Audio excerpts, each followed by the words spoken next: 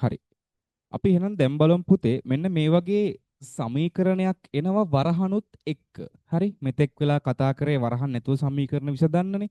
අපි දැන් බලමු මෙන්න මේ වගේ වරහණක් එක්ක එන සමීකරණයක් විසඳන්න පුළුවන් ආකාරය සහ අවසාන වශයෙන් x ට උත්තරයක් ගන්න ආකාරය. හරි?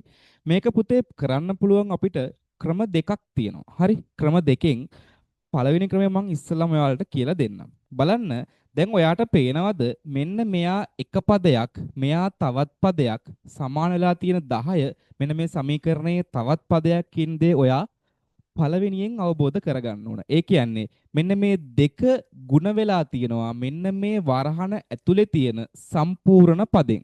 හරි? එතකොට පුතේ දැන් මේක පද දෙකක් විදිහට ගන්න පුළුවන් නිසා අපිට පුළුවන් අපේ පළවෙනි ක්‍රමයේ යටතේ මෙන්න මේක දෙයක් කරන්න. බලන්න පළවෙනි ක්‍රමයේ යටතේ පුතේ. right? මෙන්න මේ සමීකරණය මම නැවත ලියා ගන්නම්. දෙවතාවක් x ධන 3 සමානයි කියලා තියෙන පුතේ 10ට. හරි?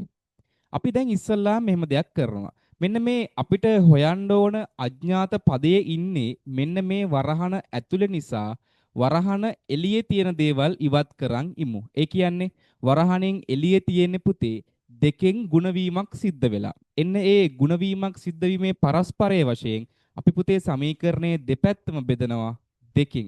ඇයි මේ දෙකෙන් බෙදන්න හේතුව? මෙන්න මේ දෙක ඉවත් නොකර ගන්න තාක්කල් අපිට මේ x වල අගයට යන්න බෑ. හරි?